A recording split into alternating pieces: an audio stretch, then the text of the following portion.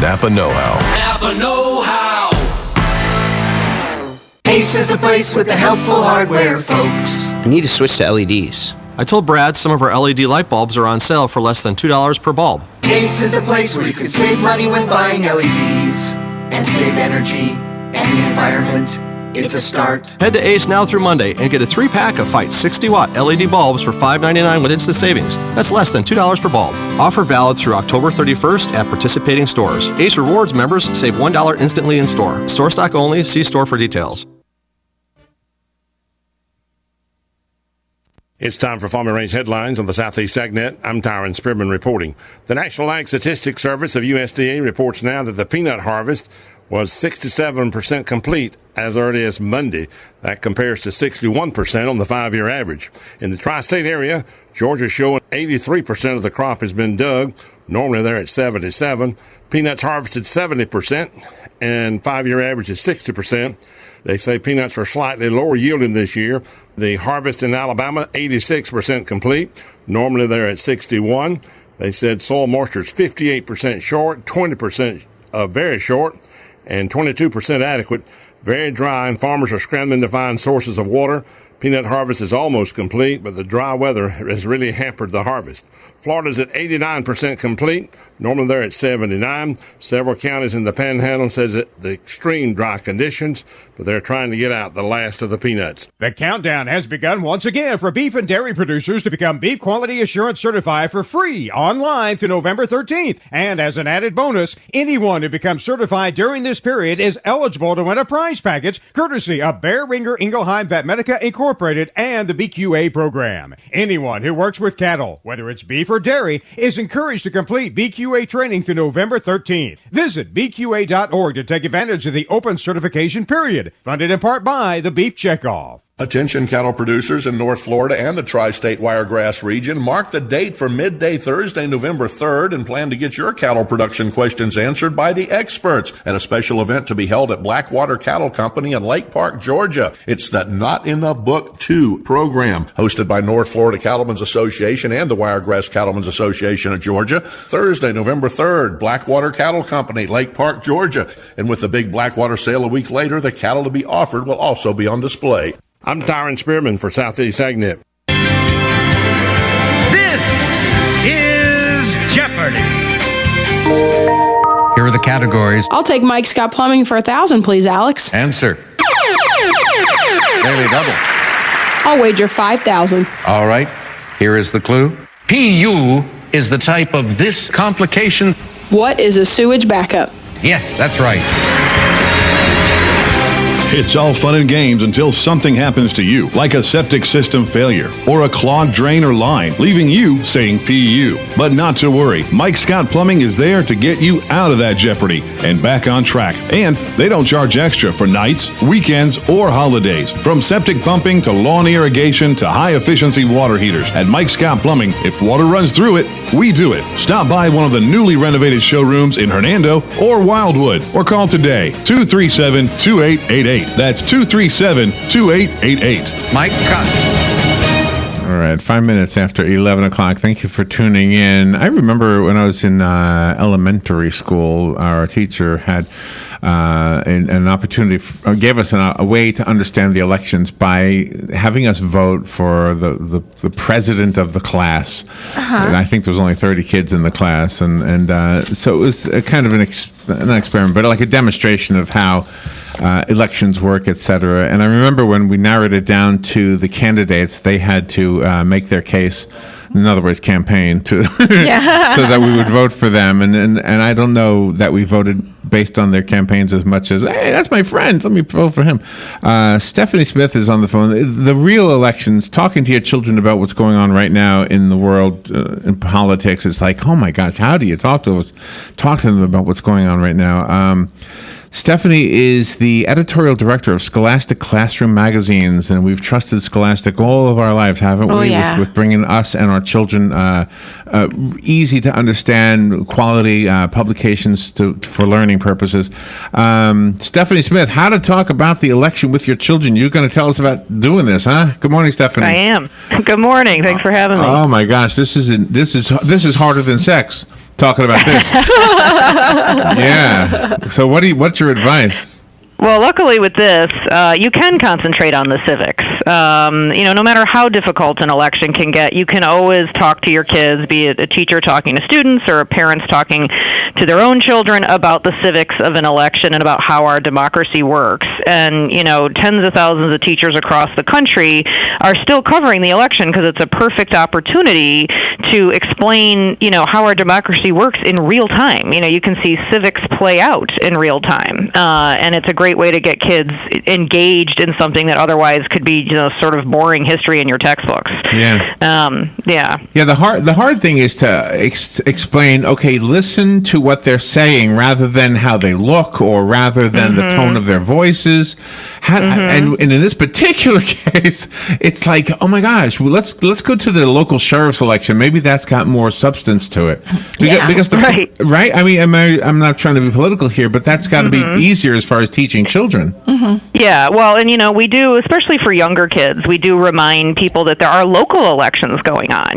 Like you said, for sheriff, for mayor, for selectmen, or for a local legislative office, or even for governor. And that's something that kids can often connect with even more because it's local, and they can see that parents can talk to their kids or teachers can talk to their kids about how you'll see the effects of local elections in that you'll see a paved road or here is how these things have effects on your daily life. Right. You might see an effect on school, so they can actually see that more readily, the effects of the local elections than they can even sometimes the national elections. The presidential election, the presidential part is different from any other election in that we have the Electoral College. It's an interesting caveat to the whole scenario. As a talk show host, it's hard to even talk to adults about that. How do you teach children about that? Well, we tell kids starting as early as fourth grade, what the Electoral College is, and we basically say it is not a school. It does not have sports teams. It is not a college at all. It's a group of people who officially elect the president some weeks after Election Day, and we break it down very simply for them. And what's interesting is kids, especially elementary school kids, they just love to know stuff, and so they're excited to learn about it, and they actually go home and tell their parents how the Electoral College works. And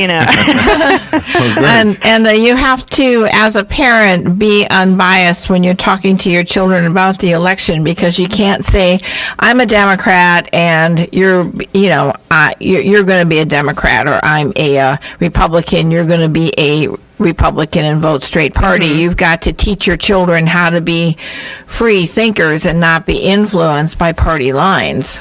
Well, that's what we do at Scholastic Classroom magazines, particularly the news magazines, is we lay out the information in a grade appropriate, fair, accurate, and balanced way so that kids can see, who the candidates are. We even talk about what they were like as kids. We talk about, starting in fourth grade, some of the major issues facing the nation and where the major talking points that each candidate has on them. We talk about third parties being a part of this. It's not just these two folks. Right, exactly. And again, kids get really excited about it. They get excited to know what's going on, and in many cases, they understand more about the civic process, starting from the primaries all the way through the inauguration, than their parents do, because they learn so much about it in school, and go home and talk to their parents about, all the cool stuff they learned, like that there are, third-party candidates and who they are, So we have one named Rocky, so I think the kids would vote for Rocky. Yeah. You published a book or a part of a book called Duck for President. Tell me about that. Well, we didn't publish that, but that is one of the most popular books that teachers use to teach, around kindergarten first graders about what happens during an election. And so it's a fiction book, and the teachers use the book in school to engage kids, and about a duck who runs for various offices, including president. So our nonfiction magazine for that grade basically riffed on that book, because a lot of kids are already aware of it, and said, a duck cannot be president, and then explaining exactly how people become president, that, mom or dad had, learn about the issues and go to the polls and cast a secret ballot, and then when in second grade, our magazine even starts to discuss, sometimes people disagree about the issues, and that's okay. We respectfully disagree with people. It's up to people to learn all about this stuff, debate it, and then go cast their ballot. That's how democracy works. And that's wonderful that you do everything gradually and age appropriate. Yeah. Yep. That's what we do here. Is it too much to go into the representative form of government, the democratic republic idea that all of Congress is really a part of the decision-making body? It's not just the president. Is that too deep for the kids? What do you think? Nope. We start doing that, I would say, third grade. Start talking about the three branches of government and how the president is the head of the executive branch, but there's also the legislative branch, which is Congress, and then there is the judicial branch, and what each role is in the checks and balances of power. And, if you go into elementary school classrooms, particularly upper elementary school, you'll see big posters, of the three branches of government. And the election is in a perfect way to show exactly what they're talking about. All these signs and yards, and you can say, okay, what's a congressional election? Who's running for the Senate? Who is our local representative? Who's running for president? And it's not just the politicians that the children have to be taught about. It's also the people, the voters themselves, because the voters themselves can get ugly when they're speaking about it. No, they can. But like I said, the nice thing about doing this for kids is they are incredibly interested, and they absolutely are respectful of one another in many cases. Especially in elementary school. They learn about these things, they talk about them, and then we have our mock vote. Where tons of kids across the country take part and actually cast their ballots. So like I said, particularly in elementary school, they just still get excited about learning about this stuff. Yeah, and whatever people say about the system, it's probably the best thing we've come up with as human beings. Without this system, what would we have? We'd go back to the dictatorship of a king or something.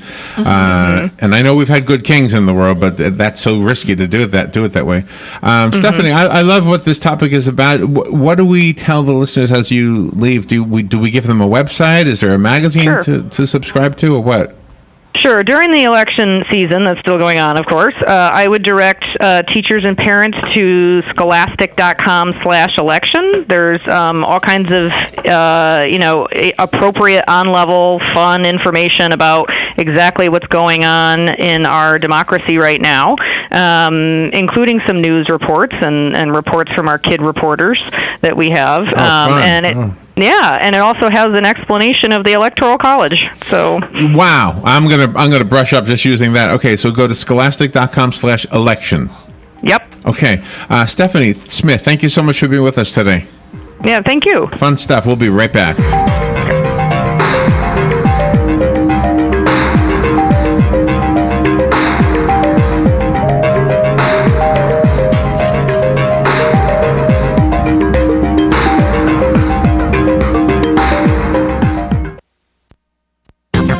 The weather is brought to you by myfwc.com. Safe boating is no accident. Watch for rough surf and strong rip currents at the beaches over the next couple of days.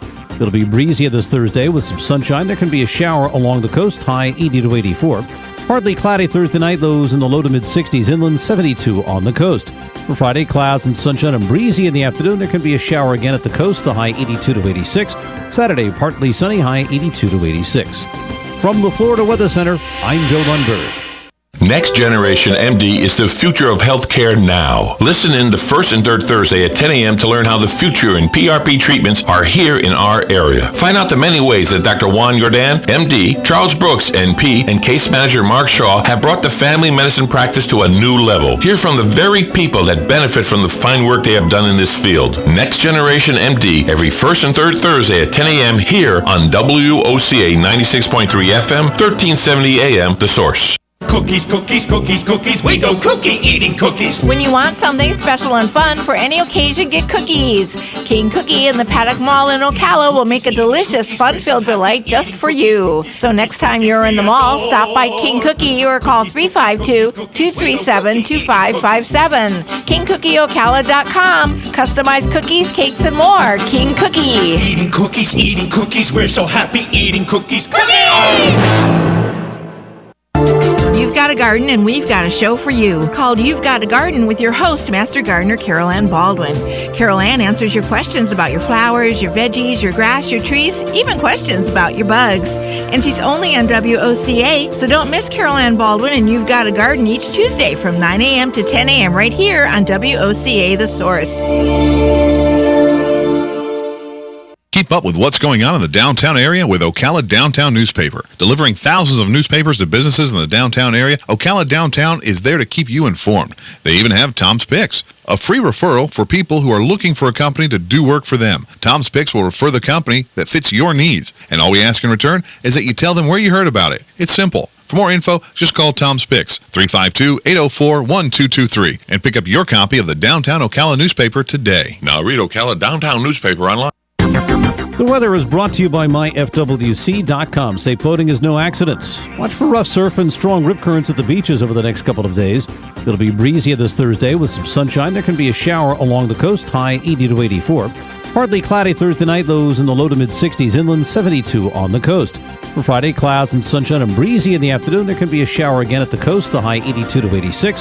Saturday, partly sunny, high 82 to 86. From the Florida Weather Center, I'm Joe Lundberg.